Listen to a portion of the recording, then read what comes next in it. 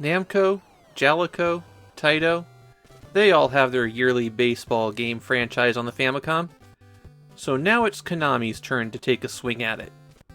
And it is definitely a baseball game. Ganbare Pennant Race is not a total disaster, but it's also not especially good. This is Konami's second attempt at baseball on the Famicom. The first time was Exciting Baseball, which was released on the disk system, so we didn't see that one. It was released at the very tail end of 1987, which would put Ganbare Pennant Race in the exact right point to be a sequel, but Ganbare Pennant Race was developed by a different team. The big feature of Ganbare Pennant Race is Pennant Race mode. There you choose your team and how long of a season you want to play, and then see if you can take it all the way to the championships. On the field, the game feels like it's modeled a lot on Namco's Family Stadium. Not that there are a whole lot of different ways to do baseball games, it's just that the look and feel of how it plays is very similar. The thing is, I also feel like it's a lot more finicky. Batting seems to be a lot harder in this game.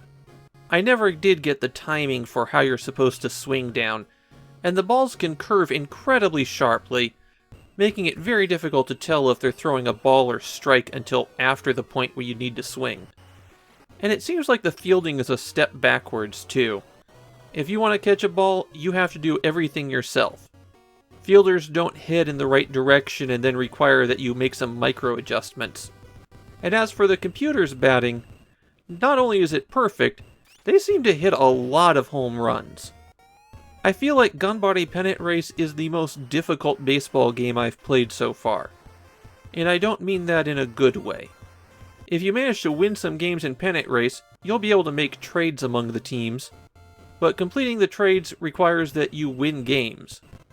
There's also some specialty teams, like a team comprised entirely of Goemon, and some all-star teams, including ones that include players from the past.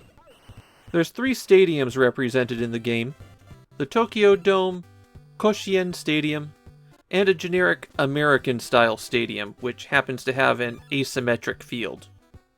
All of the teams from the Japan League are included with the game, but the names don't really match up with the existing teams. You basically have to go by what the first letter is. A feature that I never got to work was that if hit by a ball, the batter might rush the mound and get into a fight with the pitcher. And these fights play out in the same way as the fights do in Konami's Konamic Ice Hockey, or Blades of Steel. I did find out that trying to hit the computer players with a pitch seemed to be the most effective way to pitch against them. While it's pretty obvious that Ganbare Pennant Race was intended to be the start of Konami's own baseball franchise, that fell through. While a sequel to Ganbare Pennant Race was made, it was only released for the MSX. Konami won't release another sports game on the Famicom until 1993, and I'm stretching the definition of sports game a little bit there. In the end, if I suffered a severe head injury and decided I wanted to play more 8-bit baseball, I don't think I'd go back to Ganbare Pennant Race. I don't like the feel of the batting, and the fielding is extra frustrating. It looks nice, it's got that Konami quality to it, but it's not up to the standards that have been set by Taito and Namco.